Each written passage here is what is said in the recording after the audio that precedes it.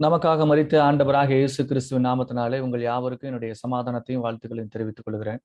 நாம் தொடர்ச்சியாக 1 யோவான் நிருபத்தை நாம் சிந்தித்து வருகிறோம். இந்த நாளிலே 1 யோவான் 3ஆம் அதிகாரத்தில் இருந்ததான காரியங்களை நாம் சிந்திக்க இருக்கிறோம். கடந்த வாரத்திலே நாம் 2ஆம் அதிகாரத்தை சிந்தித்து முடித்திருக்கிறோம். இந்த 3ஆம் அதிகாரத்திலே அவர் தொடர்ந்து பாவத்துக்கு எதிராக பேசக்கூடியதான காரியங்களை நாம் சிந்திக்க முடிகிறது. இந்த 1 யோவான் நிருபம் என்பதே ஒரு பிரசங்க நடையில் தான் சொல்ல வருகிற கருத்தை மீண்டும் மீண்டும் வெவ்வேறு விதங்களில் வெளிப்படுத்தக்கூடியவராய் இருக்கிறார். கர்த்தராகிய இயேசு கிறிஸ்துவே நாம் எதிர்பார்த்திருந்த மேசியா, அவர் வழியாகவே நாம் மீட்கப்படுகிறோங்கிறதான சத்தியத்தை தான் அவர் 1ஆம் அதிகாரத்திலிருந்து 5ஆம் அதிகாரம் வரைக்கும் மீண்டும் மீண்டுமாய் வெளிப்படுத்துகிறார். அதை விசுவாசிக்கிற தேவனுடைய பிள்ளைகள் அவரை போல அன்பு கூற வேண்டும்ங்கிறதான உண்மை. இதை மையப்படுத்தி தான் இந்த புஸ்தகமே எழுதப்பட்டிருக்கிறது. ஆகவே நீங்கள் எல்லா அதிகாரத்திலும் மீண்டும் மீண்டும் இயேசுவே கிறிஸ்து, நாம் தேவனுடைய பிள்ளைகளாய் இருப்போமாகில் தேவனுடைய பிள்ளைகளை அன்பு கூற வேண்டும்ங்கிறதான இந்த உண்மையை மீண்டும் மீண்டும் பார்க்க முடியும். அதை சொல்லுகிற விதத்திலே அவர் வித்தியாசப்படுவார். அப்படிதான் இந்த 3ஆம் அதிகாரமும் ஆரம்பமாகிறது. இதுல முதல் 5 வசனங்களை நாம் இன்றைக்கு சிந்திக்கலாம். முதல் 5 வசனங்களை நான் வாசிக்கிறேன். 1 யோவான் 3ஆவது அதிகாரம் முதல் 5 வசனங்களை நான் வாசிக்கிறேன். நாம் தேவனுடைய பிள்ளைகள் என்று அழைக்கப்படுவதனாலே பிதாவானவர் நமக்கு பாராட்டின அன்பு எவ்வளவு பெரிதென்று பாருங்கள். உலகம் அவரை அறியாதபடினாலே நம்மையும் அறியவில்லை. பிரியமானவர்களே, இப்பொழுது தேவனுடைய பிள்ளைகளாய் இருக்கிறோம். இப்பொழுது தேவனுடைய பிள்ளைகளாய் இருக்கிறோம். இனி எவ்விதமாய் இருப்போம் என்று இன்னும் வெளிப்படவில்லை. ஆகிலும் அவர் வெளிப்படும் போது அவர் இருக்கிற வண்ணமாகவே நாம் அவரை தரிசிப்பதனால் அவருக்கு ஒப்பாய் இருப்போம் என்று அறிந்திருக்கிறோம். அவர் மேல் இப்படிப்பட்ட நம்பிக்கை வைத்திருக்கிற எவனும் அவர் சுத்தமுள்ளவராய் இருக்கிறது போல தன்னையும் சுத்திகரித்துக் கொள்கிறான். பாவம் செய்கிற எவனும் நியாயப்பிரமாணத்தை மீறுகிறான்.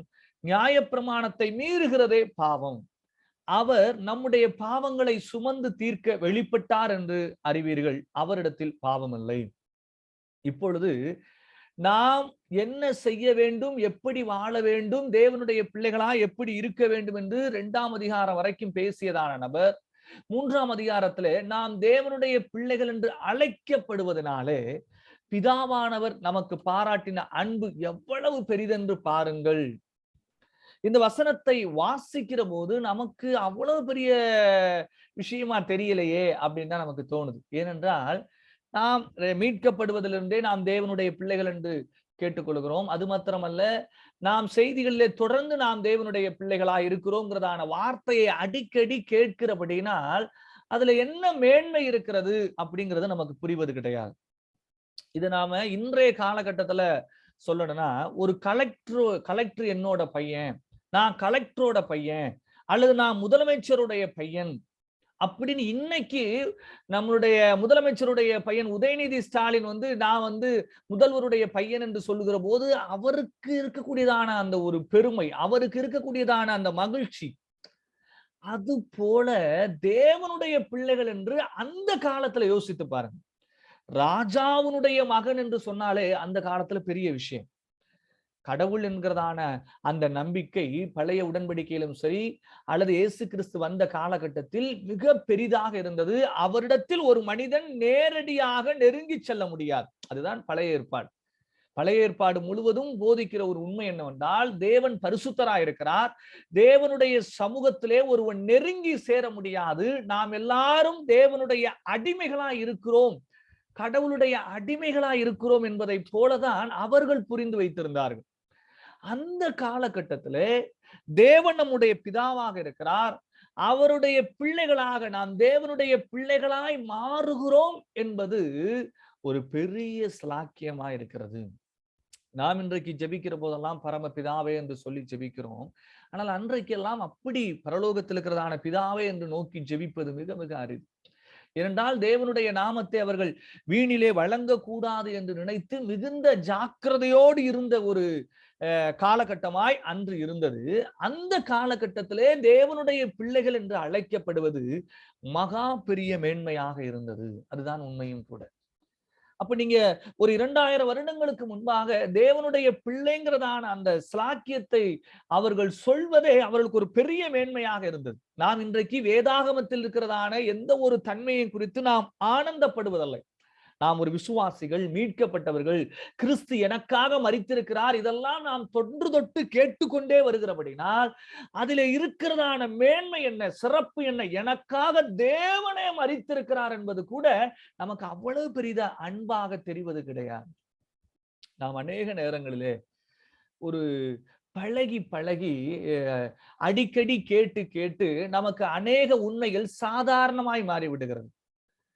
தேவன் நமக்காக மரித்தார் என்பதாக இருக்கட்டும், அவர் நம்மை பராமரிக்கிறார்ங்கிறதான உண்மையாக இருக்கட்டும், இவைகளெல்லாம் நமக்கு ரொம்ப சாதாரண விஷயங்களாய் மாறிவிட்டது. ஆனால் நான் யார்? சங்கீதங்களிலே நாம் திரும்ப திரும்ப ஒரு உண்மையை பார்க்கிறோம். சங்கீதத்தினுடைய ஆசிரியர்கள் அதை எழுதுகிற போதெல்லாம், அவர்கள் தேவ சமூகத்தில் போகிற போதெல்லாம் 2 உண்மைகளை புரிந்து கொள்கிறார். ஒன்று, தான் யார் என்பதை புரிந்து கொள்கிறார்கள். இன்னொன்று, தேவன் யார் என்பதை அறிந்திருந்தபடினால், உம்மிடத்தில் வருவதற்கு நான் பாத்திரன் அல்ல, ஆனால் நீர் என்னை எவ்வளவாக நேசிக்கிறீர், உம்முடைய காருண்யம் என்ன, உம்முடைய இரக்கம் என்ன என்று தேவனை புகழக்கூடிய அந்த உணர்வை நம்மால் அறிந்து கொள்ள முடிகிறது.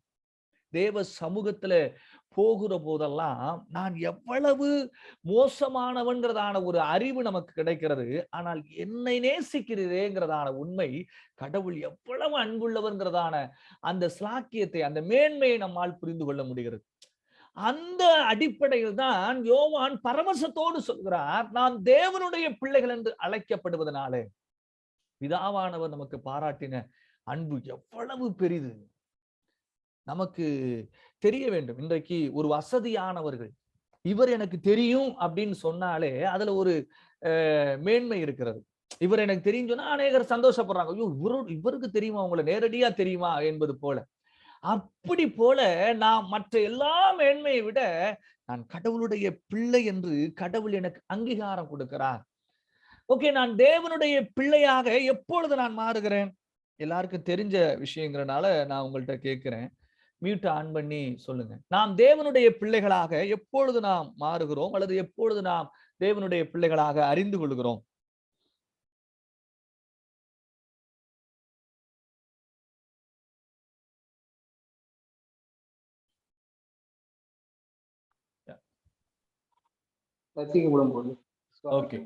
ரட்சிக்கப்படுகிற போது, அதுதான் எல்லாருமே நாம அடிப்படையாக சொல்லக்கூடியதான ஒரு உண்மை. ரட்சிக்கப்படுகிற போது நாம் தேவனுடைய பிள்ளைகளாய் மாறுகிறோம். அதை யாராச்சும் எலாபரேட் பண்ணி வேற யாராச்சும் சொல்லுங்களேன். என்ன செய்கிற போது அல்லது என்ன நடக்கிற போது நாம் தேவனுடைய பிள்ளைகளாக மாறுகிறோம் என்று எல்லாருக்கும் தெரிஞ்சதுதான். அவருடைய வார்த்தைகளுக்கு கீழ்ப்படிந்து நடக்கும்போது, அவருடைய வார்த்தைகளுக்கு கீழ்ப்படிந்து நடக்கிற போது நாம் தேவனுடைய பிள்ளைகள் என்று அழைக்கப்படுகிறோம். அவருடைய அந்த பலி மரணத்தை நான் ஏற்றுக்கொள்ளும் பொழுது, நமக்காக அவர் மரித்தார் என்று நாம் நம்பி விசுவாசிக்கிற போது நாம் தேவனுடைய பிள்ளைகளாக மாறுகிறோம். இது ரொம்ப முக்கியமான ஒரு விஷயம். கற்பனைகளை கைகொள்ளும் போதுன்னு ஒருத்தர் போட்டிருக்கிறாரு. ஓகே, சொல்லுங்க பிரதர். மறுபடி பிறக்கும் போது அந்த பிறக்கிறோம்னா நாம் அறிந்திருக்கிற உண்மையில் ஒன்று, நாம் மறுபடி பிறக்கிற போது தேவனுடைய பிள்ளைகள் என்று நாம் அழைக்கப்படுகிறோம் அப்படிங்கிறதான உண்மையை நாம் அறிந்திருக்கிறோம். யோவான் தேவனுடைய பிள்ளைகள் அப்படிங்கிறதுக்கு அவர் தன்னுடைய புஸ்தகத்தில் கொடுத்திருக்கிற டெஃபனிஷன் இதுதான். நாம் பொதுவாக அநேக காரியங்களை அறிந்திருக்கிற போது நாம் வெவ்வேறு விதங்களை செய்கிறோம். ஒருவர் நீதியை செய்கிற போது நாம் தேவனுடைய பிள்ளை என்று சொல்லியிருக்கிறாங்க. இது எல்லாமே உண்மைதான். ஏனென்றால் ரோமர் 8 அந்த விஷயம் வருகிறது. ஆவியினால் நடத்தப்படுவோம் என்றால் நாம் தேவனுடைய பிள்ளைகளாக இருக்கிறோம். அவருடைய கற்பனைகளை கைகொள்கிறவர்கள் தேவனுடைய பிள்ளைகளாக இருக்கிறார்கள். ஆனால் ஆரம்பம், நாம் எந்த நிலையில் தேவனுடைய பிள்ளைங்கிறதான அந்த உரிமை அல்லது அந்த அங்கீகாரம் எங்கு ஸ்டார்ட் ஆகிறது என்றால், நான் தேவனுடைய பிள்ளையாக மாறிய பின்பு கட்டளைகளை கைகொள்கிறோம். ஆனால் ஆரம்பம் என்பது, யோவான் கொடுக்கிற டெஃபனிஷன் என்பது, நாம் மறுபடி பிறப்பதை சார்ந்திருக்கிறது. அதை நாம் எல்லாரும் அறிந்திருக்கிறோம். அந்த வசனத்தை வாசிக்கிறேன். யோவான் 1வது அதிகாரம் 12வது வசனத்துல நாம் இப்படியாய் வாசிக்கிறோம். அவருடைய நாமத்தின் மேல் விசுவாசம் உள்ளவர்களாய் அவரை ஏற்றுக்கொண்டவர்கள் எத்தனை பேர்களோ அத்துணை பேர்களும் தேவனுடைய பிள்ளைகளாகும்படி அவர்களுக்கு அதிகாரம் கொடுத்தார். இந்த வசனத்தை ஒரு ரெண்டு மாதங்களோ இல்ல ஒரு மாசத்துக்கு முன்னாடி எங்களுடைய சபையில 1ஆம் அதிகாரத்தை படிச்சுட்டு வரும்போது பேசணும். இதுல என்ன அப்படின்னா, அவருடைய நாமத்தின் மேல் விசுவாசம் உள்ளவர்களாய் அவரை ஏற்றுக்கொண்டவர்கள் எத்துணை பேர்களோ அத்துணை பேர்களும் தேவனுடைய பிள்ளைகள் ஆகும்படி அவர்களுக்கு அதிகாரம் கொடுத்தார். இப்ப தேவனுடைய பிள்ளைகளாக மாறுவது என்பது அடுத்த வசனத்துல சொல்லுது, அவர்கள் இரத்தத்தினாலாவது மாம்ச சித்தத்தினாலாவது புருஷனுடைய சித்தத்தினாலாவது பிறவாமல் தேவனால் பிறந்தவர்கள். அப்ப அதனுடைய உண்மை என்னவென்றால், ஒருவன் தேவனுக்கு தன்னுடைய வாழ்க்கையை ஒப்பு கொடுப்பது என்பது மனிதனுடைய அறிவினாலோ மனிதனுடைய கிரியையினாலோ அல்ல, மாறாக ஆவியானவருடைய கிரியையை சார்ந்து மனிதன் மறுபடி பிறக்கக்கூடியவனா இருக்கிறான். அது முற்றிலும் தேவனுடைய கிரியையை சார்ந்ததா இருக்கிறது.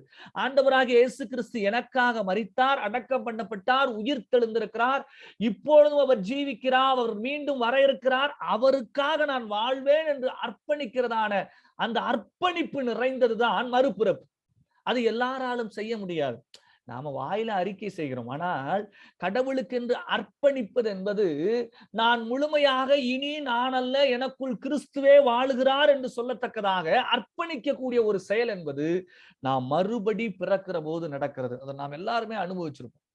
அதற்கப்புறம் தேவனுடைய பிள்ளைகளை போன்று நாம் வாழாமல் இருப்போம். ஏனென்றால் கற்பனைகளை கைகொள்வதில்லை, நீதியை செய்வதில்லை. ஆனால் அந்த அனுபவத்தின் ஊடாக வராமல் யாரும் தேவனுடைய பிள்ளைகளாக மாறுவது கிடையாது. அப்ப இதை அவர் சொல்லிட்டு இதற்கான அதிகாரத்தை 12ஆம் வசனத்துல சற்று வித்தியாசமாய் சொல்லுகிறார். என்னது? அவருடைய நாமத்தின் மேல் விசுவாசம் உள்ளவர்களாய் அவரை ஏற்றுக்கொண்டவர்கள் எத்தனை பேர்களோ அத்துணை பேர்களும் தேவனுடைய பிள்ளைகளாகும்படி அவர்களுக்கு அதிகாரம் கொடுத்திருக்கிறார். இப்ப நான் தேவனுடைய பிள்ளை என்று யார் டிக்ளரேஷன் பண்ணுவது? இந்த வசனத்துல நீங்க வாசிக்கிறதன்படி யாராச்சும்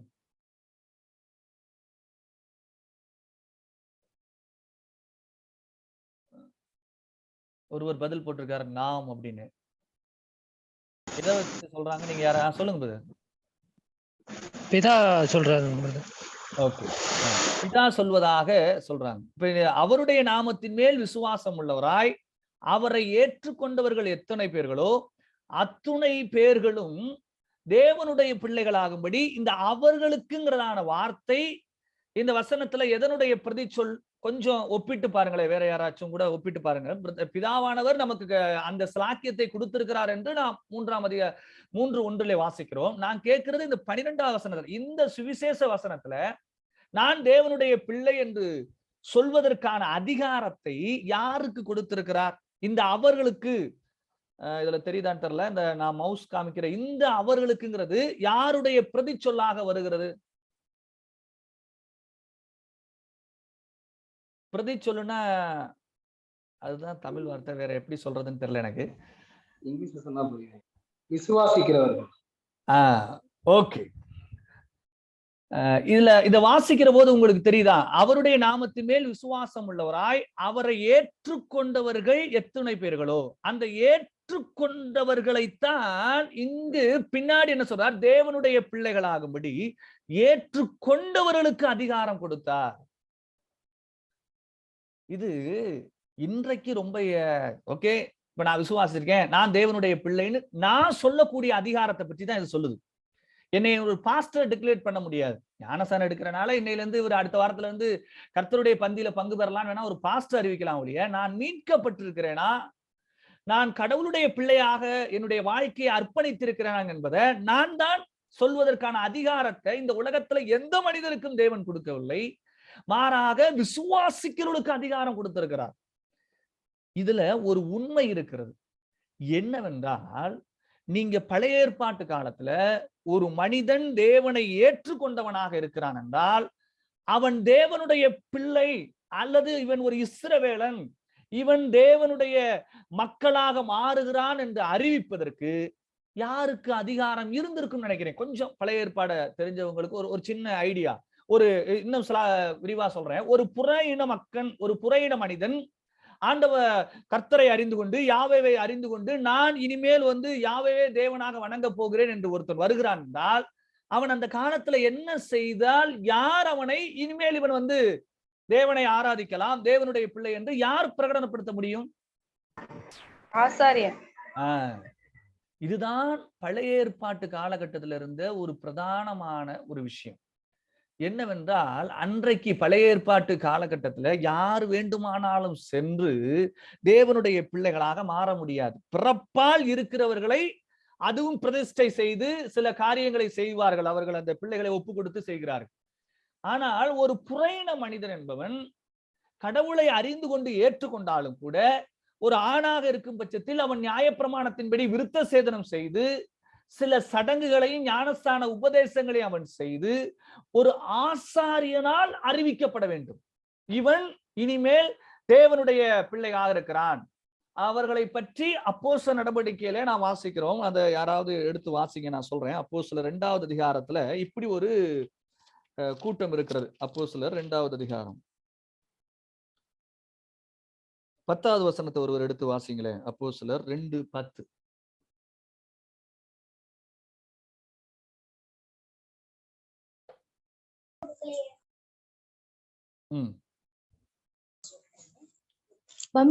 பம்பிலியா எகிப்து என்னும் தேசத்தார்களும் சிரேனே பட்டணத்தை சுற்றியிருக்கிற லீபியாவின் திசைகளிலே குடியிருக்கிறவர்களும் இங்கே சஞ்சரிக்கிற ரோமாபுரியாரும் யூதரும் யூத மார்க்க தமைந்தவர்களும். இதுல ஒரு வார்த்தையை நீங்க கவனிக்கணும்.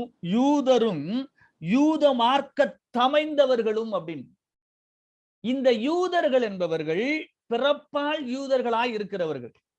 அதுல மேல வர்ற பட்டணத்தெல்லாம் அந்த யூதர்கள்ல இருந்து சிதறுண்டு போனவர்கள். அவர்களையும் கொஞ்சம் பிரிச்சு பார்ப்பாங்க. ஆனா அந்த யூத மார்க்க தமைந்தவர்கள்ங்கிறதான வார்த்தை வருகிறது அல்லவா? இவர்கள் என்னவென்றால் பிறப்பால் யூதர்கள் அல்ல, மாறாக இவர்கள் பிறப்பால் புறையின மனிதர்கள். ஆனால் ஆண்டவரை அறிந்து அந்த முறைப்படி சடங்குகளை செய்து யூத மார்க்கத்துக்குள்ளாக வந்தவர்கள். அவர்களை எப்படி ஒரு பெயர்ல அழைத்திருந்தார்கள் என்றால் யூத மார்க்க தமைந்தவர்கள் என்று. அப்போஸ்தலர் நடவடிக்கையில இன்னும் சில நபர்கள் கூட இப்படிப்பட்ட யூத மார்க்கத்திலே அமைந்தவர்கள், அதாவது பிறப்பால் அல்ல, இயேசு கிறிஸ்து யாவே ஏற்றுக்கொண்டவர்கள். அப்ப யூத மார்க்க தமைந்தவர்கள் என்றால் அவர்கள் புறையின மனிதர்கள், ஆனால் யூத மார்க்கத்தை தழுவியவர்கள். இதை செய்யணும் அப்படின்னா அங்கு ஒரு ஆசாரியன் தேவை, அங்கு ஒரு பலி செலுத்த வேண்டும், ஒரு ஆணாக இருந்தால் விருத்த சேதனம் செய்ய வேண்டும், சில ஞானஸ்நான சடங்குகளையும் செய்யக்கூடிய ஒரு நிலை இருந்தது. அப்போ ஒரு மனிதன் அவன் ஆண்டவரையே அறிந்து அவன் ஜெபாலயத்துக்கு போகலாம், ஆனால் தேவாலயத்துல போய் பலி செலுத்த முடியாது ஒரு புறையின மனிதன்.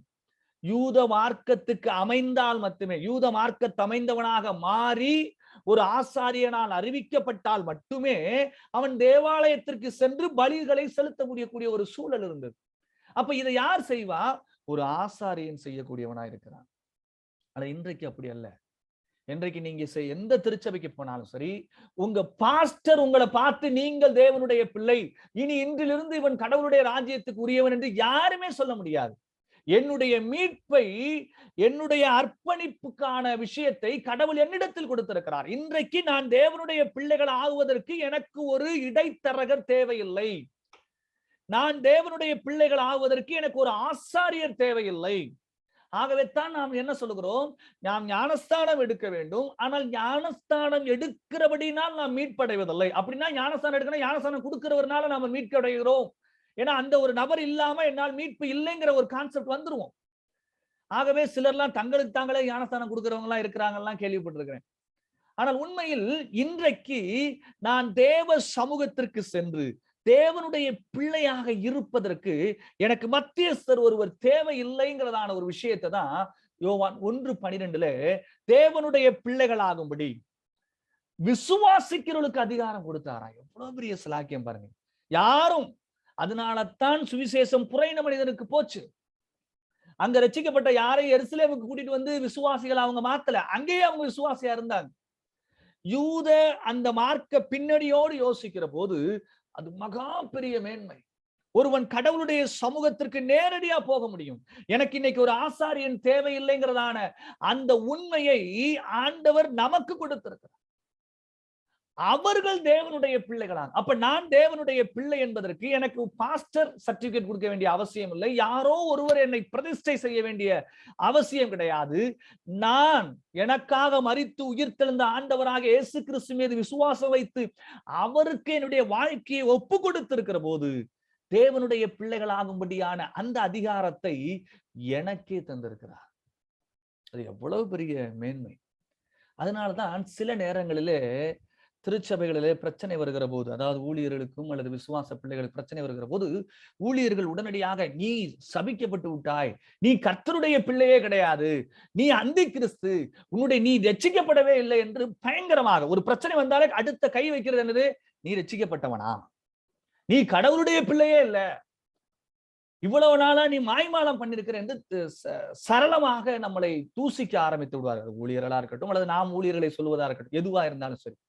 ஆனால் நான் மீட்கப்பட்டிருக்கிறேனா, நான் உண்மையுள்ளவனா இருக்கிறேனா, நான் கடவுளுக்கு அர்ப்பணித்திருக்கிறானா என்பதை கடவுள் அந்த டிக்ளரேஷனுக்குரிய அந்த அர்ப்பணிப்புக்கான இருதயத்துக்கான அதை கடவுள் எனக்கு கொடுத்திருக்கிறார். அந்த ஒரு உண்மையில தான் அடிக்கடி சொல்லுவோம் கடவுள் அறிவார் என்று. பிறர் சொல்லுகிறனால் அல்ல, நான் உண்மையாக கடவுளை அறிந்து விசுவாசித்திருக்கிற போது மற்றவர்கள் என்னை தூசிக்கக்கூடிய நிலை இருந்தாலும் கூட தேவனுடைய பிள்ளைகளாகும்படியான அதிகாரத்தை தேவன் நமக்கு கொடுத்தவராகவே காணப்படுகிறார். அந்த சிலாக்கியம் மகா பெரிது என்று மட்டுமல்ல, அதுல ஒரு வார்த்தையை வாசிக்கிறோம், பிதாவானவர் நமக்கு பாராட்டின அன்பு எவ்வளவு பெரிதென்று பாருங்கள். தேவனுடைய பிள்ளைகளாவதற்கு பிதாவினுடைய அன்பு மிக முக்கியமான ஒரு காரணம். நாம் பொதுவாகவே இயேசு கிறிஸ்துனுடைய அன்பை நாம் அளவில்லாமல் அறிந்து கொள்கிறோம். ஏனென்றால் நாம் சிலுவையை அடிக்கடி பேசுகிறோம். நாம் பாவிகளா இருக்கிற போதே கிறிஸ்து நமக்காக மரித்ததினாலே நம்மேல் வைத்த அன்பை விளங்க பண்ணினார் என்று நாம் வாசிக்கிறபடினால் கிறிஸ்து நம்மளை நேசித்திருக்கிறார், நம்மளை அன்பு கூர்ந்திருக்கிறார் என்று அறிந்து கொள்கிறோம். ஆனால் பிதாவினுடைய அன்பு, சகோதரர் ஆர் ஸ்டான்லி அவர்கள் ஒரு செய்தி பேசியிருக்கார், மறக்கப்பட்ட பிதா என்று.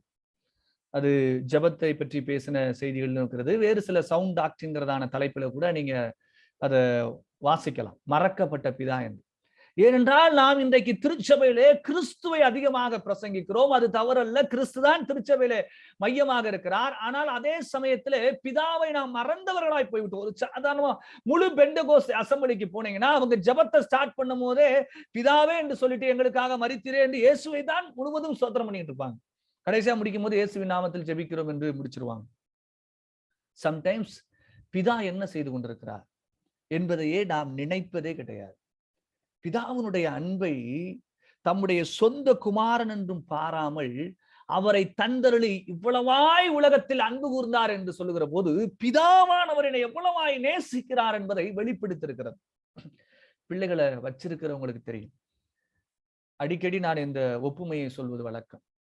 உங்களுக்கு ஒரு வியாதி, உங்களுக்கு ஒரு பிரச்சனை வருது, அது உங்களுக்கு வேணுமா உங்க பிள்ளைகளுக்கு வேணுமா அப்படின்னு கேட்டா நம்ம யோசிக்காம சொல்லுவோம், ஐயோ அது எனக்கு வந்துட்டு போட்டு என் பிள்ளைக்கு மட்டும் தயவு செய்து என்ன இடாதீங்க, கொடுத்துடாதீங்க அப்படின்னு. ஏன்னா ஒரு கேள்வியை ஒரு முறை ஆர் ஸ்டான்லியோடைய அந்த நிகழ்ச்சியில ஒரு வாலிபர்கள் கேட்டிருக்கிறாங்க, ஏன் பிதா வந்து மரிக்கவில்லை, ஏன் அவருடைய குமாரனை அனுப்பினார் அப்படின்னு கேட்டாங்களாம். அவங்களுக்கு திடீர்னு இப்படி கேட்கவும் அவங்க டக்குன்னு யோசனை வரலையாம். அவரே சொல்றார், என்ன சொல்றது போதகர்களுக்கே உரிய அந்த வார்த்தையோடு நாம இது ஒரு பெரிய ஆழமான சத்தியம், இடைவெளிக்கு அப்புறம் சிந்திக்கலாம் அப்படின்னு சொல்லிட்டு நாங்க வந்துட்டு நாங்க எல்லாரும் அதை டிஸ்கஸ் பண்றோம். அந்த நேரத்துல எங்களுக்கு அந்த கேள்விக்கு பதில் தெரியல. இப்ப டிஸ்கஸ் பண்ணும்போது ஒரு சிந்தனை வந்தது, நாம் எப்பொழுதுமே நம்மை விட நம்முடைய பிள்ளைகளை அதிகம் நேசிக்க கூடியவர்களாக இருக்கிறோம். அது மனிதர்களாகிய நாம் எப்பொழுதுமே அந்த ஒரு உணர்வு. அப்ப பிதாவானவர் தம்முடைய ஒரே பேரான குமாரனே கொடுத்திருக்கிறார் என்றால் அவரை விட தன்னுடைய குமாரனை கொடுத்து அன்பு கூர்ந்திருப்பது என்பது மிகப்பெரிய அன்பாக இருக்கிறது. அந்த உண்மையை அவர் சொன்னார். அதுதான் உண்மையும் கூட. பிதாவானவர் தான் நேசித்த ஒரே பேரான குமாரனை நமக்கு கொடுத்திருக்கிறார். ஆம் பிரியமானவர்களே, அவர்களுக்குள் அன்பு இருக்கிறது. நாம் திரியேக தேவனாகிய ஒரே தேவனையே நாம் வணங்குகிறோம். ஆனால் அவர்கள் ஒருவர் அன்பு கூறக்கூடியவர்களாக இருக்கிறோம் என்பதையும் யோவான் சுவிசேஷத்துல வாசிக்கிறோம். அப்படி பிதாவானவர் நேசித்த ஒரே பேரானவரே நமக்காக பலியாய் கொடுத்திருக்கிறார் என்றால் அவர் நம்மை எவ்வளவாக நேசிக்கிறார் என்பதை அறிந்து கொள்ளும். நாம் அநேக நேரத்தில் தேவனுடைய அன்பை அறியாமல் போய் விடுகிறோம். தேவன் எல்லா சூழ்நிலையும் நம்மை நேசிக்கிறதை நாம் அறியாமல் புலம்பக்கூடியவர்களாய் இருக்கிறோம். ஏனென்றால் நமக்கு நடக்கிறதெல்லாம் பார்த்தா கடவுள் என்னை நேசிக்கிறாராங்கிறதான உணர்வு எனக்கு வரமாட்டுது அப்படின்னு நாம சொல்லக்கூடியவர்களாகத்தான் என்ன பண்ணுகிறோம் இருக்கிறோம். ஒரு முறை நாங்க இந்த யூடியூப்ல ஒரு செய்தி மதமாற்றத்தை குறித்ததான ஒரு செய்தியில இயேசு கிறிஸ்து மதமாற்ற கட்டளையிட்டுள்ளாரா அப்படிங்கிறதான ஒரு செய்தியை நாங்க அந்த பைபிள் மைண்ட் சேனல்ல போட்டிருந்தோம். அப்ப அதுல ஒரு கமாண்ட் ஒருத்தர் போட்டிருந்தாரு, ஏன் உங்க இயேசு மதம் மாறினாதான் அன்பு கூறுவாரா, உங்க கடவுள் மதம் மாறினால்தான் அன்பு கூறுவாரா என்று. நான் அந்த செய்தி நீங்க கேளுங்க, செய்தி பார்த்தா உங்களுக்கு புரியும் அப்படின்னு. ஆனால் அவருடைய கேள்விக்கான ஒரு விஷயத்தை நான் வேதாகமத்துல சிந்தித்தோம். என்னது? உண்மையில் நீங்க யாராச்சும் சொல்லுங்களேன், நம்ம ஆண்டவர் மதம் மாறினால் தான் அன்பு கூறுகிறாரா? வசனம் வேற போட்டு வச்சிருக்கனால உங்களுக்கு ஈஸியா ஆன்சர் தெரியும், பட் இருந்தாலும் சொல்லுங்க. நம்ம இருதயத்தை பார்க்கிறார். இல்ல, இப்ப அவருடைய கேள்வி என்னவென்றால், நான் வேறு ஒரு மார்க்கத்தை நம்பக்கூடியவனா இருக்கிறேன், கிறிஸ்துவை நான் விசுவாசித்த பின்புதான் உங்கள் ஆண்டவர் என்னை அன்பு கூறுவாரா அப்படிங்கிறது தான் அவருடைய கேள்வி. ஆண்டவர் அப்படிதான் அன்பு கூறுறாரா? ரட்சிக்கப்படாதவர்களை கடவுள் அன்பு கூர்ந்திருக்கிறாரா இல்லையா? இது ஈஸியா புரியும் நினைக்கிறேன்.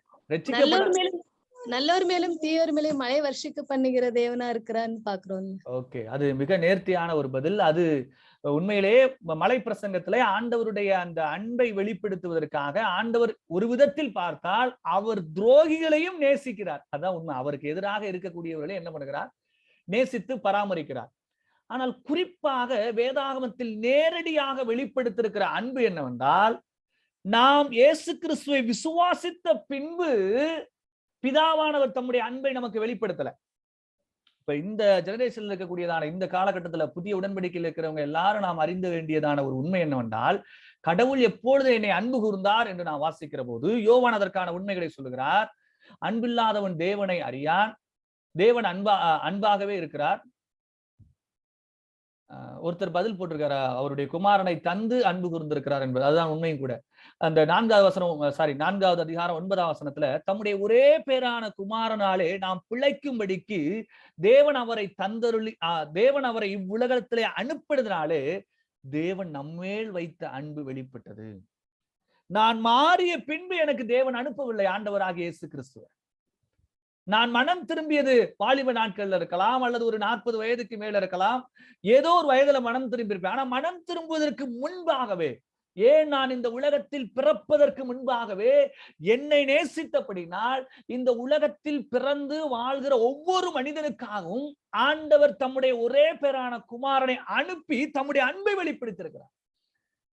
அந்த அன்பின் நிமித்தமாக தான் நாம் சுவிசேஷம் அறிவிக்கிறோம். கடவுள் உங்களை நேசிக்கிறார், ஆண்டவர் அன்பு கூர்ந்து தம்முடைய ஒரே பேரான குமாரனை உங்களுக்கு தந்திருக்கிறார், நீங்கள் அவரிடத்தில் வாருங்கள். அப்ப அந்த சகோதரர் என்ன நினைச்சிட்டு இருக்காரு? இவங்க மதத்துக்கு மாறினாதான் இவங்க ஆண்டவர் அன்பு கூறுவாரா என்றால் வேதம் அப்படி சொல்லவில்லை. நம்முடைய தேவன் இந்த உலகத்தில் இருக்கிற ஒவ்வொருவரையும் அன்பு கூறுகிறார். அவருடைய அந்த அன்பின் வெளிப்பாடு வித்தியாசமா இருக்கிறது. அதுதான் ஒரு சகோதரி சொன்னது போல, அவர் பராமரிப்பு கூட அன்பினால். நாம் சுவாசிக்கிற அனைவருமே அவருடைய கரத்தின் வல்லமையினாலே சுவாசிக்கக்கூடியவர்களா இருக்கிறோம்.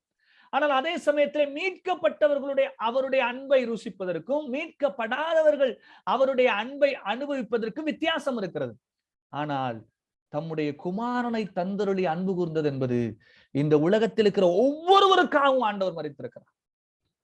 ஆகவே பிதாவினுடைய அன்பு என்பது அது நித்தியமானதாக மட்டுமல்ல, நிபந்தனை அற்றதாக அவர் நாம் ரட்சிக்கப்படுவதற்கு முன்பாகவே அவர் நம்ம மீது அன்பு கூர்ந்தவராயிருக்கிறார். இந்த 1 யோவான் 4ஆம் அதிகாரத்தினுடைய 19ஆம் வசனத்தை வாசிங்களே ஒருவர் எடுத்து.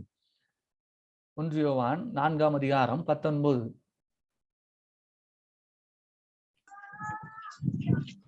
அவர் முந்தி நம்மிடத்தில் அன்பு கூர்ந்தபடியால் நாமும் அவரிடத்தில் அன்பு கூறுகிறோம். பாருங்களேன், அவர் முந்தி நம்மிடத்தில் அன்பு கூர்ந்தபடியால்.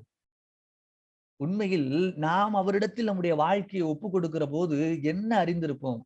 ஆண்டவரே, நீர் என்னை நேசிக்கிறீர், ஆகவே உம்முடைய கரத்தில் என்னை ஒப்பு கொடுக்கிறோம் என்று. எல்லாருக்குமே இந்த உலகத்தில் ஒரு தனிமை உணர்வு அப்படிங்கிறது வருவது இயற்கை. அது நாம கணவன் மனைவியாக, பிள்ளைகளாக எல்லாருமே இருந்தாலும் கூட சில நேரங்களில நமக்கு ஒரு தனிமை உணர்வு வரக்கூடியது இயற்கை. நாம் எல்லாரோடையும் பேசுறோம். ஆனால் கடவுளோடு ஒரு நெருங்கிய உறவில இருக்கிறவர்களால் மட்டும்தான் ஒரு புரியும். இந்த உலகத்தில் 30 வருடம் 40 வருடம் இணைந்திருந்த என்னுடைய கணவர், என்னுடைய மனைவி என்னை புரிந்து கொள்ளவில்லை, என்னுடைய பிள்ளைகள் என்னை புரிந்து கொள்ளவில்லை. ஆனால் ஆண்டவருடைய அன்பு இத்துணை ஆண்டு காலமாக மாறாமல் மீண்டும் மீண்டும் அவருடைய அன்பை என்னால் உணர முடிகிறது என்பதை ஆண்டவரோடு நெருங்கி சேருகிறவனால் சொல்ல முடியும். மீண்டும் மீண்டும் அவர் நேசிக்கிறார் என்பதை, அவர் என் மீது அன்பு கூர்ந்திருக்கிறார் அப்படிங்கிறதான அந்த உணர்வு நமக்கு ஒரு பெரிய நம்பிக்கையை தருகிறது. ஏனென்றால் அவர் முந்தி நம்மிடத்தில் அன்பு கூர்ந்திருக்கிறார். அவர் நாம் அன்பு கூர்ந்ததனால் அல்ல, முந்தி அவர் நம்மிடத்தில் அன்பு கூர்ந்தவராக இருக்கிறார். அவருடைய அன்பை சமீபத்துல நான் ஒரு விஷயத்துல அதிகமாக சிந்திக்க ஆரம்பித்தேன். நமக்கு பொதுவாகவே இது நீதி உள்ள கோபம் அப்படின்னு ஒண்ணு வரும். நீதி உள்ள கோபம் அப்படின்னா தவறு தண்டிக்கப்பட வேண்டும். கொஞ்சம் நாம கடவுளுக்கு உகந்தவர்களாக, உண்மை உள்ளவர்களாக வாழுகிற போது, அநேக நேரத்துல சிறு பிள்ளைகள் பாலியல் வன்கொடுமை செய்து கொலை செய்யப்படுகிற போது, அல்லது அநீதியாக ஒருத்தருடைய உடைமைகளை பிடுங்குகிற மக்களை பார்க்கிற போது, அநீதியாக ஒருவரை கொலை செய்யக்கூடியதான, அதுவும் வாலிபர்களை வெட்டி இந்த ரவுடித்தனமாக கொலை செய்யக்கூடிய மக்கள் எல்லாம் பார்க்கும்போது நமக்கு என்ன தோடுது உடனடியாக? இவரெல்லாம் வாழ்வதற்கே தகுதியற்றவர்கள். சமீபத்துல லட்சுமணன் தம்பிட்ட ஒரு விஷயத்தை குறித்து படித்து கொண்டு, ஆனா பிறவாது இருந்தால் நலமாது இருக்கும்னு சொன்னது போல இவங்க எல்லாம் ஒரு இப்படிப்பட்டவங்க எல்லாம் பிறவாது இருந்தால் நலமா இருக்கும்னு நினைக்கிறேனே அப்படின்னு ஒரு அந்த வார்த்தையை பயன்படுத்தினார். ஏன்னா நமக்கு அடிக்கடி என்ன தோணுகிறது, அந்த நீதிக்குரிய ஒரு கோபம். மனிதர்கள் பிறரை அநீதியாக துன்புறுத்துகிற போது நமக்கு உடனடியாக தோணுகிற ஒரு விஷயம் என்ன? ஏன் ஆண்டவர் இவனை விட்டு வச்சிருக்கிறார்? இவ்வளவு மோசமான நபர்கள் இருக்கிறார்களே, ஏன் ஆண்டவர் அமைதியாக இருக்கிறார்? ஆண்டவர் அமைதியாக இருக்கிறார் கேள்வி கேட்கறது இல்லை. ஆனால் இவர்களுக்கு தண்டனை கண்டிப்பாக என்ன பண்ண வேண்டும்? கொடுக்கப்பட வேண்டும் உடனடியாக. நாம யாரா இருந்தாலுமே அப்படிதான் நினைக்கக்கூடியவர்களாக இருக்கிறோம். நானும் கூட ஆரம்ப நாட்களில் அடிக்கடி இதெல்லாம் தோணும். ஏன் ஏன் இருக்கிறாங்க? ஏன்னா நமக்கு அநீதியை கண்ட உடனே அந்த அநீதியை இழைத்த நபருக்கு தண்டனை கிடைக்க வேண்டுங்கிறது மட்டும்தான் நமக்கு தெரிகிற உண்மை. பவுலை முதலாக சந்தித்து சுவிசேஷத்தை சொன்னார் அல்லவா, அவர் பேர் என்ன? யாராவது சொல்லுங்களேன். அனனியா. அனனியாவை ஆண்டவர் அனுப்புகிற போது அவன் சொல்றான், ஆண்டவரே அவன் எவ்வளவு பெரிய மோசமான ஆளு, உண்மை விசுவாசிக்கிற அநேகருக்கு அவன் என்ன பண்ணியிருக்கிறான்? துன்புறுத்திருக்கிறான், அநேகரை கொலை பண்ணிருக்கிறான்.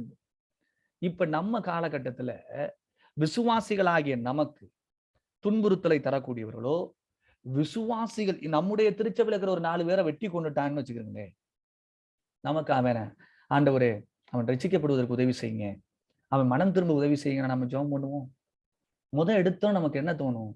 இவ்வளவு, அதுவும் எந்த விதமான உணர்வு மற்றவர்களா இருக்கு. பொதுவாகவே இந்த மாதிரி தவறு செய்கிறவன்ட்ட போய் நான் உன்னை மன்னிச்சிட்டேன், கர்த்தருக்குள்ள உன்னை மன்னிச்சிட்டேன்னு சொன்னா அவன் அதை விட ரஃப் அண்ட் டஃபா பேசிட்டு இருப்பான். ஏன்னா அந்த நேரத்துல மனம் திரும்பாத மனிதனிடத்துல எந்த விதமான இரக்க குணத்தையும் பார்க்க முடியாது. அவன் பட்டு மோசமாக ரிப்ளை பண்ணிக்கிட்டு இருப்பாங்க. நீங்க பவுலை யோசிச்சு பாருங்க. பவுல் இவ்வளவு அர்ப்பணிப்போட வாழ்ந்திருக்கிறார் பின்னாடி, ஓகே. ஆனா அவருடைய ரட்சிப்புக்கு முன்பாக அவர் எவ்வளவு பெரிய தேவனுடைய பிள்ளைகளுக்கு எவ்வளவு அநீதி செய்திருக்கார். எத்தனை பேர், நம்ம சரியா சொல்லணும்னா எத்தனை பிள்ளைகள் ஆதரவற்றவர்களாக, திக்கற்றவர்களாக மாறுவதற்கு பவுல் காரணமா இருந்திருக்கிறார். எத்தனை பேர்களை தன்னுடைய வாழ்நாள் முழுவதும் படுத்த படுக்கை ஆகும்படியாக சவுக்கால் அடித்து அவருடைய வாழ்க்கையை சீரழித்தருவராக இருந்திருப்பார். எத்துணை பட்டணங்கள்ல. அப்பேற்பட்ட பவுல நாமெல்லாம் இருந்தா என்ன நினைச்சிருப்போம்? அந்த அனனியா தான் நாமெல்லாம். அனனியாவை போன்ற நீதிமான்கள் தான் நாமெல்லாம். நாம சாதாரண மனிதர்களாகத்தான் இருக்கோம். சில வக்கரமான அடிமைத்தனங்கள்ல. இப்ப நாம தாவீதை எவ்வளவு சொல்லுகிறோம். தாவீது தன்னுடைய ஆதாயத்திற்காக அடுத்தவருடைய மனைவியை எடுத்துக்கொண்டது மட்டுமல்லாமல் அவனுடைய கணவரை அநீதியாக கொலை செய்ய, எவ்வளவு பெரிய மோசமான ஒரு செயல். அதை பார்த்த உடனே நமக்கு தோன்ற ஒரே காரியம் என்னவா இருக்கும்? நமக்கு தெரிஞ்சா இப்படி ஒரு மோசமான ஆளா, இவெல்லாம் ஒரு விசுவாசி, இவெல்லாம் ஒரு ஆண்டவரை பின்பற்றேன்னு சொல்லிக்கிறான் அப்படின்னு தான் வரும். எந்த ஒரு விசுவாசியும் பாவம் செய்கிறதை நமக்கு அறிகிற போது, அல்லது அந்த அவர்களுடைய துன்மார்க்கமான வாழ்க்கையை பார்க்கிற போது நமக்கு வருகிற ஒரு பெரிய கோபம் இருக்குது. அவன் உடனே அழிஞ்சு போயிடணுங்கிற அளவுக்கு தான் நமக்கு கோபம் வருது. நாம அப்படித்தான் இருக்கிறோம். ஏன்னா நம்மளால சகித்து கொள்ளவே முடியல. ஆனால் திரும்பி பார்க்கிற போது நான் ரட்சிக்கப்படுவதற்கு முன்பாக எப்படி இருந்தோம், நான் ரட்சிக்கப்படுவதற்கு முன்பாக எவ்வளவு துன்மார்க்கமாய் இருந்திருப்போம். கடவுள் என்னை ஏன் ரட்சித்திருக்கிறார்? எத்தனையோ நபர்கள் விசுவாசிகளை, அதாவது சுவிசேஷம் அறிவித்தவர்களை அடித்தவர்கள் எல்லாம் இன்னைக்கு ரட்சிக்கப்பட்டிருக்கிறாங்க. கொலை செய்தவர்கள் எத்தனை பேர் ரட்சிக்கப்பட்டிருக்கிறாங்க. நாங்க இங்க இருக்கிற ஒரு லால்குடி சைடுல இருக்கிற ஒரு சுவிசேஷ டீம்ல ஒரு ரவுடி, அவர் உண்மையிலேயே அந்த ஊர்ல அவர் அப்படித்தான் சொல்றாங்க, ஒரு கொலைகள்லாம் கூட பண்ணிதான் இருந்தார். அவர் ரட்சிக்கப்பட்டு, அவரு கொலை மட்டுமல்ல, விபச்சாரம் எல்லா பாவங்கள்லையும் இருந்தெல்லாம் சொல்றாங்க. அதுல இருந்து ரட்சிக்கப்பட்டு அவர் இன்றைக்கு கடவுளுடைய பிள்ளைகளே அவருடைய திருச்சபையில இருக்கக்கூடியவரா இருக்கிறார். எனக்கு என்ன ஆச்சரியம்னா, ஆண்டவர் மட்டும்தான் நம்மை உடனடியாக நியாயம் தீர்த்து அழித்து விட வேண்டும் என்று விரும்புவது கிடையாது. அவரு எவ்வளவுடைய அன்பு.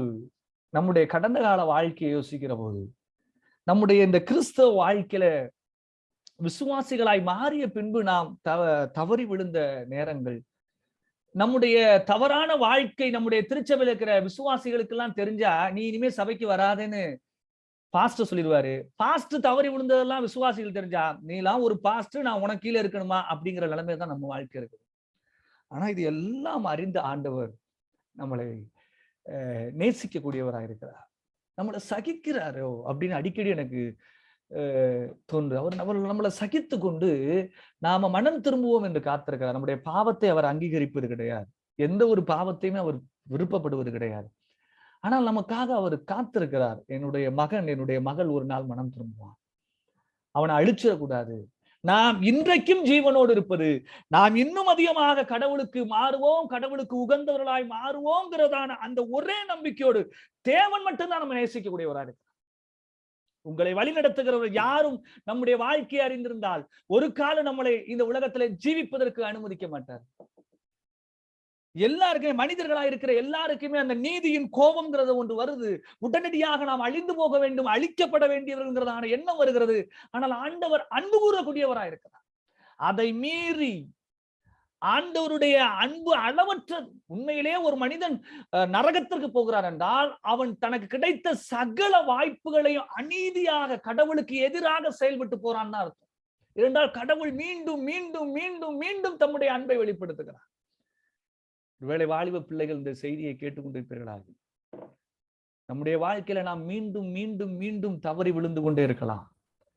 நாம் மீண்டும் மீண்டும் ஏதோ ஒரு விதத்துல கோபத்துல, எரிச்சலிலே, மன்னிக்க முடியாமல், சோம்பேறிகளாக, அவிசுவாசத்தோடு, பாலியல் இச்சைகளிலே, துன்மார்க்க தனங்களிலே, பிறர் மீது இருக்கிறதான பொறாமையிலே, திருட்டிலே மீண்டும் மீண்டும் விழுந்தாலும் கூட நாம் மீண்டும் மீண்டும் எழுந்து வருவதற்கு என்னிடத்தில் வருகிற ஒருவனையும் புறம்பே தள்ளுவதில்லை என்று ஆண்டவர் சொல்லியிருக்கிறது போல அவருடைய அன்பை நீங்கள் சந்தேகப்படாமல் தீர்ந்து வரலாம்.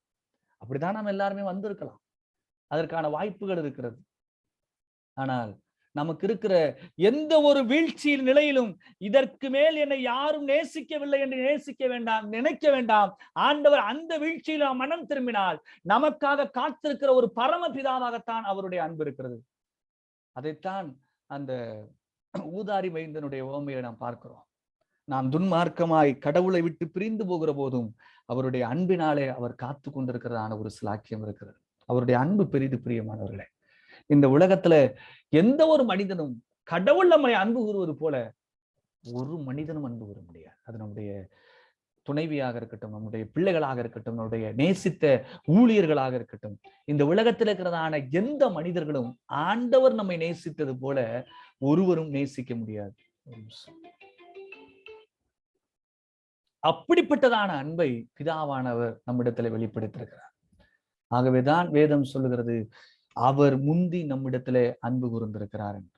இதை சொல்லிட்டு நாம் தேவனுடைய பிள்ளைகளா இருக்கிறோம், அது பிதாவினுடைய அன்பு. இந்த அன்பை உணர்ந்து கொண்டோமாகில் நாம் என்ன செய்வோம்? 2வது வசனம் சொல்லுகிறது, பிரியமானவர்களே, இப்பொழுது தேவனுடைய பிள்ளைகளா இருக்கிறோம். தேவனுடைய பிள்ளையா இருப்பதிலே நாம் மீண்டும் மீண்டும் அந்த அன்பை உணர்வோமாகில் நமக்கு ஒரு உண்மை புரியும். இவ்வளவு மோசமான என்னை நேசித்திருக்கிறத நான் உண்மை பிரியப்படுத்த வேண்டுங்கிறதான அந்த உணர்வு நமக்குள்ள, அது ஏதோ ஒரு இதுல இல்ல, நமக்கு தெரியும். கடவுளுடைய சமூகத்தில் போகிற போதெல்லாம் என்னுடைய நிலையில ஆண்டவரே நீர் மாத்திரம் என்னை வெறுக்காமல் என்னை நேசித்திருக்கிற நான் என்ன செய்ய போகிறேன், என்ன செய்ய முடியும்? அதைத்தான் அடுத்த வசனம் சொல்லுது, இப்பொழுது தேவனுடைய பிள்ளைகளாய் இருக்கிறோம், இனி எவ்விதமா இருப்போம் என்று இன்னும் வெளிப்படவில்லை. ஆகிலும் அவர் வெளிப்படும் போது அவர் இருக்கிற வண்ணமாகவே நாம் அவரை தரிசிப்பதனால் அவருக்கு ஒப்பாய் இருக்கிறோம் என்று அறிந்திருக்கிறோம். அவர் மேல் இப்படிப்பட்ட நம்பிக்கை வைத்திருக்கிற எவனும் அவர் சுத்தமுள்ளவராய் இருக்கிறது போல தன்னையும் சுத்திகரித்துக் கொள்கிறான். நான் தேவனுடைய அன்பை சுவைத்திருக்கிறேன் என்றால் அது பாவம் செய்வதற்கான லைசன்ஸ் இல்லைங்க. அவர் தன்னை சுத்திகரித்திருக்கிறது போல, அவர் சுத்தமுள்ளவராய் இருக்கிறது போல தன்னையும் சுத்திகரித்துக் கொள்கிறான். அப்ப நான் தேவனுடைய அன்பை சுவைத்திருக்கிறேன், நான் இப்பொழுது தேவனுடைய பிள்ளையா இருக்கிறேன், மீண்டும் என் ஆண்டவராக இயேசு கிறிஸ்து வர இருக்கிறார் என்று நம்புகிறேன். அப்படி நம்புகிற எவனும் அவர் வெளிப்படுகிற போது நாம் அவருக்கு ஒப்பா இருப்போம் என்பதையும் நம்புகிறோம். அவர் மேல் இப்படிப்பட்ட நம்பிக்கை வைத்திருக்கிற எவனும் அவர் சுத்தமுள்ளவராயிருக்கிறது போல தன்னையும் சுத்திகரித்துக் கொள்கிறான். கடவுளுடைய அன்பை சுவைத்தவர்களுக்கு ஒரு எண்ணம் தான் தோணும், கடவுளை பிரியப்படுத்த வேண்டும் என்று. கடவுள் என்னை நேசிக்கிறார் என்று சொல்லிக்கொண்டு உங்களுடைய ஆவிக்குரிய வாழ்க்கையிலே தேவனுக்கு பிரியமாக வாழ்வதற்கு நீங்கள் முயற்சிக்கவில்லை என்றால் நீங்கள் கடவுளுடைய அன்பை ருசிக்கவில்லை என்றுதான் அர்த்தம். ஏனென்றால் கடவுளுடைய அன்பை உணர்கிற ஒரு மனுஷனால் அவருக்கு பிரியமாய் அவர் சொல்லியிருக்கிறபடி வாழ்வதற்கான எண்ணமே ஒரு மனிதனுடைய வாழ்க்கையில உந்தி தள்ளக்கூடியதா இருக்கிறது. நமக்கு என்ன நம்பிக்கையை உருவாக்குறது? நான் அவர் மேல் இப்படி நம்பிக்கை வைத்தால் என் மேல் விழுந்திருக்கிற பொறுப்பு என்ன? அவர் சுத்தமாய் இருக்கிறது போல. ஏனென்றால் அப்படித்தான் அது வசனம் வருது, அவர் மேல் இப்படிப்பட்ட நம்பிக்கை வைத்திருக்கிற எவனும் அவர் சுத்தமுள்ளவராய் இருக்கிறது போல தன்னையும் சுத்திகரித்துக் கொள்கிறான். நாம் பரிசுத்தம் உள்ளவர்களாக வாழ்வதற்கு தேவனிடத்துல ஒப்பு கொடுக்க வேண்டும். அதுதான் கடவுளுடைய அன்பை உணர்ந்திருக்கிறவனுடைய மேன்மை. ஆண்டவரே, எனக்காக என்னுடைய பாவங்களுக்காக என்னுடைய ஜீவனையே தம்முடைய ஜீவனையே கொடுத்திருக்கிறது. உம்முடைய அன்பு எவ்வளவு பெரிது. ஆகவே நான் உமக்கென்று வாழ்வேன். தன்னைத்தானே சுத்திகரித்துக் கொள்கிறான்ங்கிறதான இந்த வசனத்துல விசுவாசிகள் ஒரு உண்மையை புரிந்து கொள்ள வேண்டும். வெளிப்படுத்தின நாம் இப்படியாய் வாசிக்கிறோம். ஏனென்றால் நாம் வாழணுமாங்கிற ஒரு கேள்வி எல்லாருக்குமே வருது. வாழணும்னு எல்லாரும் ஒத்துக்கிருவாங்க. ஆனால் வாழாவிட்டாலும் அல்லது வாழ்ந்தால்தான் நாம் நித்தியத்துக்கு போவோமா, இந்த கேள்விகளுக்குள்ளாகவே யூடியூப்ல இருந்து எல்லா ஊழியர்களும் இதையே சார்ந்து மோதி கொண்டிருக்கிறார்கள். நான் தேவனுடைய அன்பை கிறிஸ்துனுடைய மரணத்தின் மூலமாக உணர்ந்திருக்கிறேன், அவர் மீது இப்படிப்பட்ட நம்பிக்கை வைத்திருக்கிறேன் என்றால் வேதம் எனக்கு சொல்லியிருக்கிற பொறுப்பு என்ன, வேதம் எனக்கு கொடுத்திருக்கிற கட்டளை என்ன? தன்னையும் சுத்திகரித்துக் கொள்கிறான். வெளிப்படுத்தல் இப்படியாய் வாசிக்கிறோம். பின்னும் அவர் என்னை நோக்கி, இந்த புஸ்தகத்தில் உள்ள தீர்க்கதரிசன வசனங்களை முத்திரை போட வேண்டாம், காலம் சமீபமாயிருக்கிறது. ஏனென்றால் இந்த வெளிப்படுத்தின புஸ்தகம் தானியேல் புஸ்தகத்தினுடைய தொடர்ச்சி. நான் ஒரு 2 வாரத்துக்கு முன்பாக அதை பற்றி ஒரு சில காரியங்களை அந்தி கிறிஸ்துவை பற்றி பேசுகிற போது சொல்லியிருந்தேன்.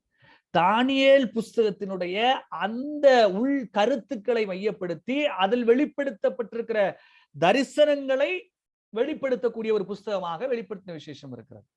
அந்த தானியேல் புஸ்தகத்தை முடிக்கிற போது இதை முத்திரை போடு, இது இன்னும் அநேக நாள் ஆகும் அப்படின்னு தானியேலுக்கு ஆண்டவர் சொல்லியிருக்கிறார். ஏனென்றால் அது நிறைவேறுவதற்கு அதிக நாள் ஆகும் என்று. ஆனால் இப்பொழுது சொல்லுகிறார், இந்த புஸ்தகத்தில் உள்ள தீர்க்கதரிசன வசனங்களை முத்திரை போட வேண்டாம், காலம் சமீபமாயிருக்கிறது என்று. அப்ப தானியேல்ல முத்திரை போட சொல்லுகிறார். ஆனால் அதனுடைய உண்மையை வெளிப்படுத்த இருக்கிறதான முழுமையா இருக்கிற இந்த வெளிப்படுத்தின விசேஷனுடைய புஸ்தகத்தை நீ முத்திரை போடாத, எல்லாரும் அறிந்து கொள்ளட்டும். ஏனென்றால் காலம் சமீபமாயிருக்கிறது. அநியாயம் செய்கிறவன் இன்னும் அநியாயம் செய்யட்டும், அசுத்தமாய் இருக்கிறவன் இன்னும் அசுத்தமாய் இருக்கட்டும், நீதி உள்ளவன் இன்னும் நீதி செய்யட்டும், பரிசுத்தம் உள்ளவன் இன்னும் பரிசுத்தமாகட்டும். இந்த வார்த்தை நாம அடிக்கடி கேட்டிருப்போம். ஆண்டவர் அப்படி ஓப்பனா சொல்லிட்டு போறாரு.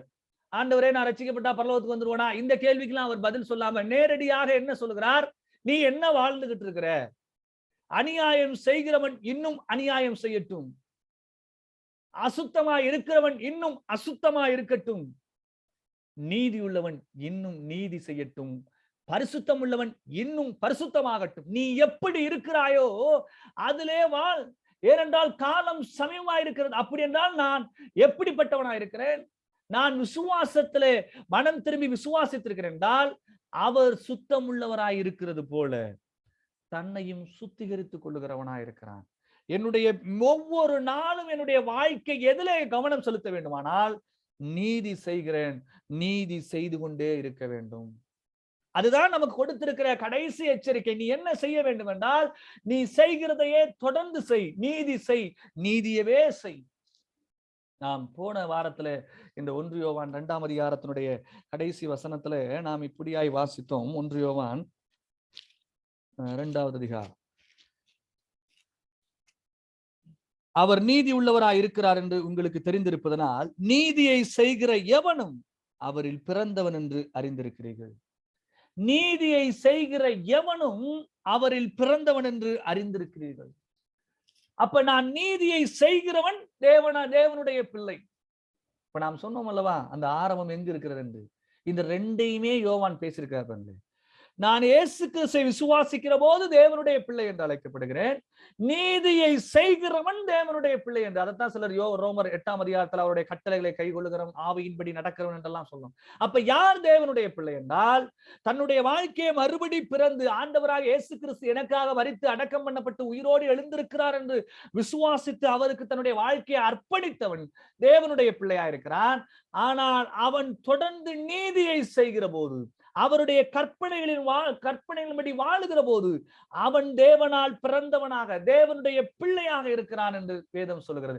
அவர்களை பார்த்துதான் சொல்லுகிறது, பரிசுத்தம் உள்ளவன் இன்னும் பரிசுத்தமாகட்டும், இதோ சீக்கிரமாய் வருகிறேன், அவனவனுடைய கிரியைகளின்படி அவனவனுக்கு நான் அளிக்கும் பலன் என்னோடு கூட வருகிறது. நாம் சுத்தம் உள்ளவர்களாய் இருப்போமானால் அதற்கான பலனை நாம் பெற்றுக்கொள்வோம். நாம் அசுத்தம் உள்ளவர்களாகவும் துன்மார்க்கமாக வாழ்வோமானால் அதற்கான பலனை நாம் பெற்றுக்கொள்வோம். இதைத்தான் வேதம் சொல்லுகிறது. 2 கொரிந்தியர் 5வது அதிகாரம் 8வது வசனத்திலிருந்து நாம் வாசிக்கிற போது, நாம் தைரியமாகவே இருந்து இந்த தேகத்தை விட்டு இந்த தேகத்தை விட்டு குடிபோகவும் கர்த்தரிடத்தில் குடியிருக்கவும் அதிகமாய் விரும்புகிறோம். அது நிமித்தம் நாம் சரீரத்தில் குடியிருந்தாலும் குடியிராமல் போனாலும் அவருக்கு பிரியமானவர்களாய் இருக்க நாடுகிறோம். என்னது, நாம் தேவனிடத்தில் போகிறோங்கிறதான ஒரு நம்பிக்கை வருகிறது. அதன் நிமித்தம் நாம் சரீரத்தில் குடியிருந்தாலும் குடியிராமல் போனாலும் அவருக்கு பிரியமானவர்களாய் இருக்க நாடுகிறோம். அதுதான் நம்முடைய நோக்கம். நான் தேவனுடைய பிள்ளைகளாய் இருக்கிறேன் என்றால் ஒரு நாளிலே நான் அவரை சந்திக்க போகிறேன். இங்கு மரித்து நான் தேவ சமூகத்துக்கு போகிறேன் அப்படிங்கிற நம்பிக்கை இருக்கிறவனுக்கு என்ன ஒரு உண்மை புரிய வேண்டும்? இந்த தேகத்தை விட்டு குடிபோகவும் கர்த்தரிடத்தில் குடியிருக்கவும் அதிகமாய் விரும்புகிறோம். அப்ப நாம் எல்லாரும் தேவ சமூகத்திற்கு போக விரும்புகிறோம். அதன் நிமித்தம் நாம் சரீரத்தில் குடியிருந்தாலும் குடியிராமல் போனாலும் அவருக்கு பிரியமானவர்களாய் இருக்க நாடுகிறோம். பரலோகத்துக்கு போக விரும்புகிற அனைவரும் அவருக்கு பிரியமானவர்களாய் இருக்க நாடுகிறோம். ஏனென்றால் ஏன் நாட வேண்டும் என்றால் இந்த சரீரத்தில் இருக்கிற போது அவனவன் செய்த நன்மைக்காவது தீமைக்காவது தக்க பலனை அடையும்படிக்கு நாம் எல்லாரும் கிறிஸ்துவின் நியாயசனத்திற்கு முன்பாக வெளிப்பட வேண்டும். தேவன் நம்மை நியாயசனத்திலே கொண்டு வந்து நிறுத்துவார். நம்முடைய கிரியைகளை தேவன் நியாயத்திலே கேள்வி கேட்கக்கூடியவராய் இருக்கிறார். நான் அவரிடத்தில் போவோங்கிறதான நம்பிக்கை உடைக்கிறவன் அவருக்கு பிரியமாய் வாழ வேண்டும். ஆகையால் கர்த்தருக்கு பயப்படத்தக்கது என்று அறிந்து, கர்த்தர் நியாயம் செய்வார் என்பதை உணர்ந்து அறிந்து பயமுள்ளவர்களாக மனுஷருக்கு புத்தி சொல்கிறோம். நாம் கடவுளுக்கு பயந்து நீதியின் கிரியை செய்ய வேண்டியது அவசியமாயிருக்கிறது. கடவுளுக்கு பயந்து நீதியின் கிரியை என்றால் என்ன என்பதை இந்த 4-5 வசனத்திலே சொல்லுகிறார். பாவம் செய்கிற எவனும் நியாயப்பிரமாணத்தை மீறுகிறான். நியாயப்பிரமாணத்தை மீறுகிறதே பாவம் என்றால் நாம் நியாயப்பிரமாணத்துக்கு உட்பட்டவர்கள் அல்லவே. ஆகவே நமக்கும் பாவம் கிடையாது என்று துன்மார்க்கமாய் போதிக்கிற ஒரு உலகத்தில் இருக்கிறோம். இந்த வசனத்தை நாம் அடுத்த வாரத்திலே சிந்திக்கலாம், ஜெபிக்கலாம். பரிசுத்தமுள்ள எங்கள் அன்பின் பிதாவே, இந்த வேலைக்காக நாங்கள் நன்றி செலுத்துகிறோம். எங்களோடு நீர் பேசியிருக்கிறீர் என்று நாங்கள் விசுவாசிக்கிறோம். நீர் எங்களை எவ்வளவாக நேசிக்கிறீர் என்று நாங்கள் உணர்ந்து கொள்ளத்தக்கதாக எங்களுக்கு உணர்வை தருவீராக. உம்முடைய ஒரே பேரான குமாரடைய தந்து அள்ளி இவ்வளவாய் உலகத்தில் எங்களை அன்பு கூர்ந்திருக்கிறேன். எங்களுடைய உள்ளான நிலைமையும் எங்களுடைய கடந்த கால நிலைமையும் நாங்கள் விழுந்து போன நிலைமையை நீர் அறிவீர். ஆகிலும் நீர் எங்களை அன்பு கூர்ந்த ஆண்டவரே, இப்பொழுது உம்முடைய பிள்ளைகளாக உமக்குள்ளாக எங்களை வைத்திருக்கிற பாக்கியத்திற்காக நாங்கள் நன்றி செலுத்துகிறோம் தகப்பனே. எந்த வீழ்ச்சியிலும் தகப்பன் எங்களை நேசித்து இன்னும் மனம் திரும்புவோங்கிறதான நம்பிக்கையோடு காத்திருக்கக்கூடியதான அந்த அன்புக்காக நாங்கள் நன்றி செலுத்துகிறோம் தகப்பனே. நாங்கள் ஒரு நாள் எங்கள் ஆண்டவராக இயேசு கிறிஸ்துவை காண்போங்கிறதான நம்பிக்கையில் இருக்கிறோம். அந்த நம்பிக்கையில் இருக்கிற நாங்கள் அவர் சுத்தமுள்ளவராய் இருக்கிறது போல நாங்களும் சுத்திகரித்துக் கொள்ள எங்களுக்கு உதவி செய்வீராக. அவரிடத்தில் செல்வோங்கிறதான நம்பிக்கை இருக்கிற நாங்கள் ஆண்டவரே, அவருக்கு பிரியமாய் வாழ எங்களுக்கு உதவி செய்வீராக. எங்களுடைய நோக்கம், நீர் எங்களை எவ்வளவாய் நேசித்திருக்கிறீர், அந்த அன்பை உணர்ந்திருக்கிற நாங்கள் உண்மை எவ்வளவாக பிரியப்படுத்த வேண்டுங்கிறதான அந்த உணர்வுக்குள்ளாக எங்களை நடத்தி ஒவ்வொரு நாளும் உண்மை பிரியப்படுத்தக்கூடியதான கிரியைகளை செய்ய எங்களுக்கு உதவி செய்யும்படியாக நாங்கள் செபிக்கிறோம். கேட்ட ஒவ்வொரு பிள்ளைகளுக்காக நாங்கள் நன்றி செலுத்துகிறோம். இதை கேட்ட ஒவ்வொரு பிள்ளைகளும் ஆண்டவரே, உம்முடைய அன்பை ருசித்து உமக்கு பிரியமானதை செய்ய நாட வைராக்கியம் உள்ளவர்களாக தங்களுடைய வாழ்க்கையை ஒப்புக் கொடுக்க உதவி செய்யும்படியாக நாங்கள் செபிக்கிறோம். கடந்த வாரத்துல தியோஸ் காஸ்பல் கூடி வருகிறதான இடத்திலே சில பிரச்சனைகள் இருக்கிறதாக நாங்கள் கேள்விப்படுகிறோம்.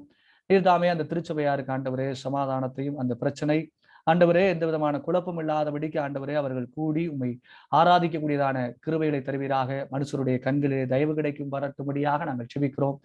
ஆண்டவரே அவருக்கு தேவையான சட்ட பாதுகாப்புகளை தந்து அவர்களை நிறைவாக ஆசீர்வதிக்கும்படியாக நாங்கள் செபிக்கிறோம். சூழலிலே விசுவாச பிள்ளைகள் ஆண்டவரே திருச்சபையார் யாரும் சோர்ந்து போகாதபடிக்கு நீர் அவர்களை பலப்படுத்துவீராக.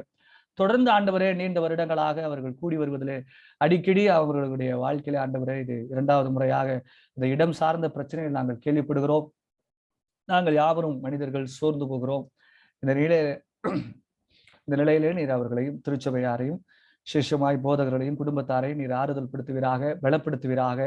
உம்மீது இருக்கிறதான விசுவாசத்தோடு ஆண்டவரே செயல்பட நீர் உதவி செய்யும்படியாக நாங்கள் செபிக்கிறோம். நீர் தாமே இந்த பிரச்சனைகளை சமாதானத்துக்கு ஏதுவாக முடித்து அவர்கள் உண்மை ஆண்டவரே நிரந்தரமான ஒரு இடத்திலே தொழுது கொள்ளக்கூடியதான சாக்கியத்தையும் அவர்களுக்கு ஏற்ற சமயத்தில் வாய்க்க பண்ணும்படியாக நாங்கள் செபிக்கிறோம். ஆண்டவர் மீட்பெருமா இருக்கிற இயேசு கிறிஸ்துவின் நாமத்தில் ஜெபிக்கிறோம் எங்கள் பரலோக பிதாவே. ஆமென். ஆமென். Thank you brother. கர்த்தருக்கு மகிமை உண்டாவதாக.